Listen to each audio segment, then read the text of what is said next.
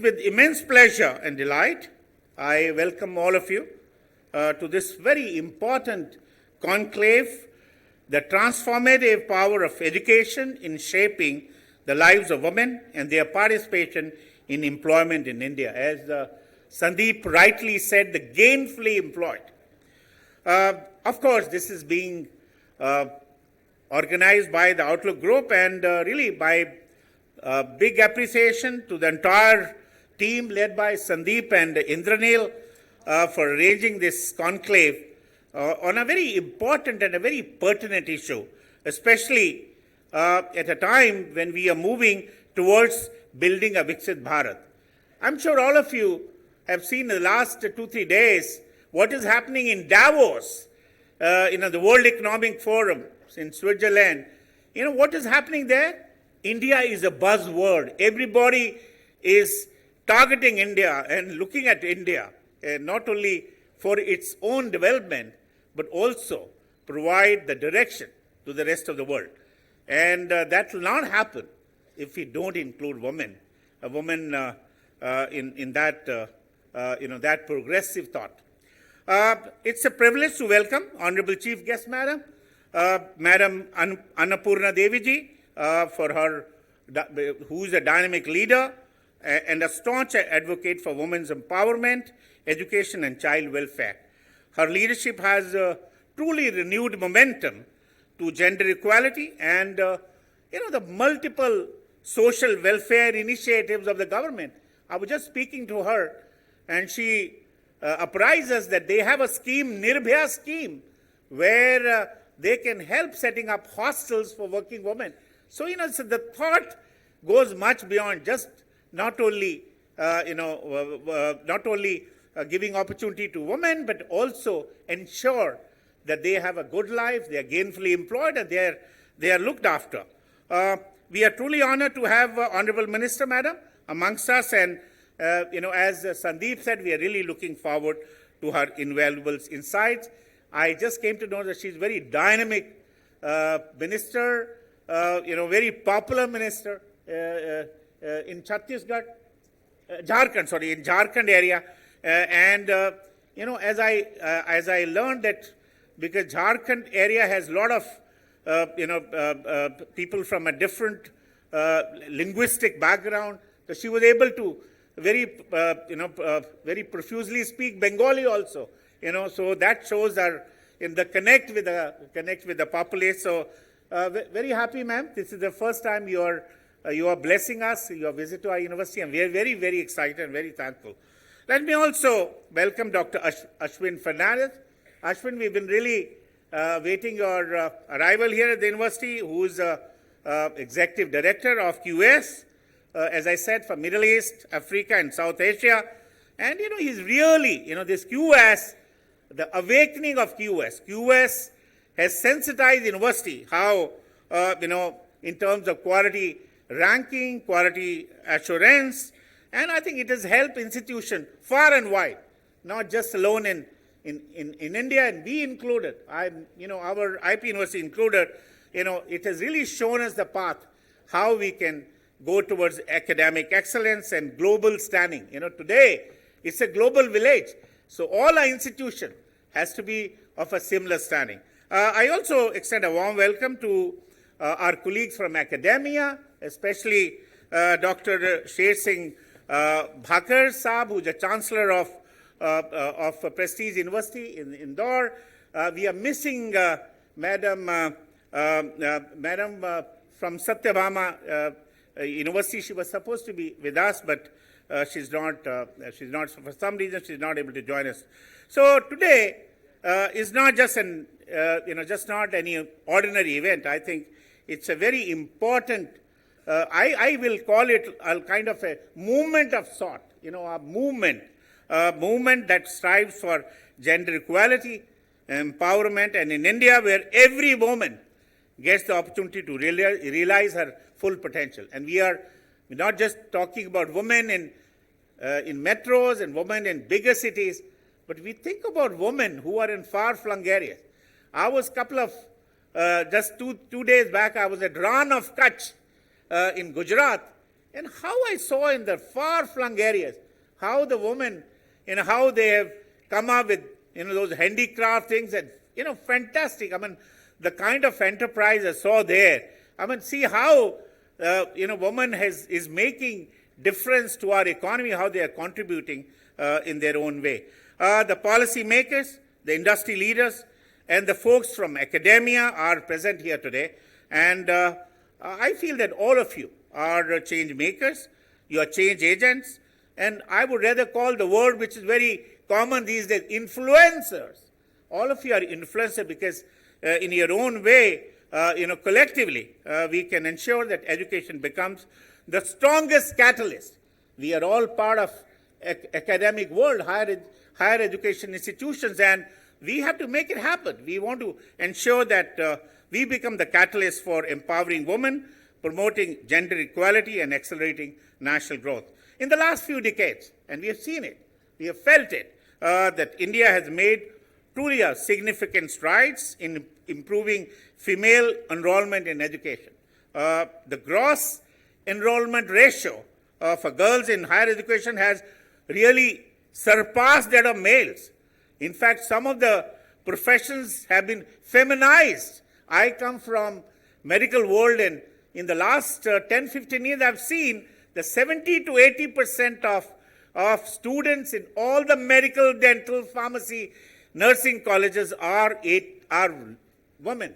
And that's a great sign. That's a good sign. And I always tell everybody, women have the special ability. They have their own attributes.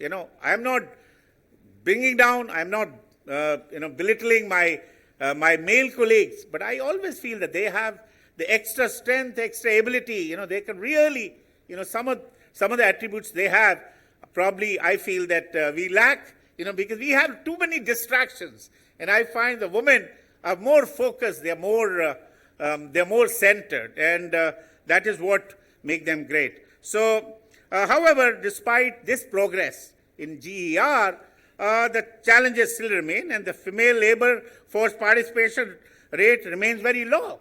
And that's what Sandeep said, that they have to be gainfully employed so that they are part of every system, every nitty-gritty of our economic world. And women continue to face wage disparities and unequal access to career opportunities. And not only that, I still feel that women still feel that glass ceiling, which still persists for them. We still sometimes don't let them go ahead. I think this. So the importance of education, especially for women, cannot be overstated. According to World Bank report, each additional year of schooling for girls, every year which is put in by a girl child, increases their earning potential by about 20%. So if they study more, 1 year more, the potential becomes 20% more. So that's a good sign. The impact is not just individual, it ripples through families, communities, and economies, contributing to poverty alleviation, poverty reduction, and sustainable growth. And that's what we want. Yet, in spite of all this, disparities persist, not only in India, it's all over the world. It is said that 130 million girls still out of school. They still need to go to school. 130 million girls, girl children are still not in the school. So, today women constitute nearly 2/3 of the world's illiterate population. Imagine 2/3 of illiterate population are women. I mean, that is really startling, very astounding, very disturbing. So this is very disturbing, and I feel that it calls for a collective action to close this gap, and not just in India, but all over the world. And that's what the gap Sandeep was mentioning about. Education has always been a strong catalyst, a strong trigger for change. But when it comes to women, I think its power is truly humongous. It is huge and very transformative. It is not just about literacy. It's about action, autonomy, and aspirations. It's about breaking barriers that have been around for centuries and we have to create pathways for equality, dignity, and self-reliance. This conclave offers appropriate platform to reflect, deliberate, and strategize on action that will bridge these gaps and create a more inclusive future. As India stands at the cusp of an economic and technological revolution, it is critical that every woman are not left behind in these emerging times and areas. Gender equality in sectors like technology, AI, and green energy, so on and so forth, is not just moral imperative. It is also an economic must that they all have to be part of the system. Our government has been making commendable strides, efforts, actions with programs and policies. There are so many. Sandeep just talked about 10 years of Beti Padhao, Beti Bachao, schemes like this. And these policies and programs are laying foundation for gender parity, yet there is such a pressing need to amplify, magnify, and multiply these programs, these policies. The challenges women face in balancing unpaid care work, accessing quality education, and entering high-growth industries like technology and other evolving areas demand our immediate attention. As higher education institutions, we have a crucial responsibility, and some of my colleagues are right here in this very hall, that we ensure that women have the right resources they need to succeed and excel, creating inclusive learning spaces, particularly in traditionally male-dominated fields like STEM, that is science, technology, engineering, and mathematics. It has made a lot of difference in medicine, which was also STEM, part of double M. But I think still a lot need to be done in the areas of science, technology, engineering, and mathematics. We are a progressive nation, and the progress is intrinsically linked to the empowerment of its women. We have seen a remarkable shift in the trends of women entering emerging fields and de novo areas. And, we have seen women making a lot of difference in areas like businesses, leading the governance, a lot of IAS officers in governance and shaping the cultural and economic narrative of our nation. Yet, challenges do persist, but a country, we do possess the ability and strength to meet these challenges. And we are very sure that we will make it happen. Let us engage in today's discussion and recommit ourselves to this important mission. Let us build a culture that values gender-responsive education, equal opportunities for leadership, and entrepreneurship. We got to provide more platforms for women to access funding, mentorship, and networks that can help them realize their dreams. We also must work towards bridging the digital divide, so that women have equal access to digital education and remote work opportunities. I would leave you with a very powerful quote by Malala Yousafzai. I hope you all know her. And, through this statement, she's trying to change the entire landscape of women education. What she said, one child, one teacher, one book, and one pen can change the world. And I think it's so important and so right. Indeed, one woman empowered through education can transfer her life, her family, her community, and ultimately the nation and the world. It's up to all of us to make this vision a reality. As we begin the debate and discussion today, let us keep in mind that we are not just talking about numbers or policies. We are talking about lives, about the millions of women in India who stand at the threshold of opportunity. Together, we need to remove the barriers that stand between them and their dreams. We need to build an India where every woman has the skills, resources, and freedom to rise and shine. Let us all reaffirm our commitment to ensure that education for women not just becomes a right, but it is a transformative force that drives equality, economic development, and social change.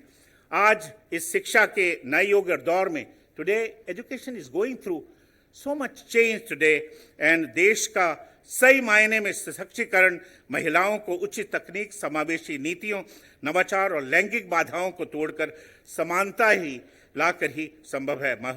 महिलाओं का सशक्तिकरण मतलब देश का सशक्तिकरण की ओर एक सशक्त कदम.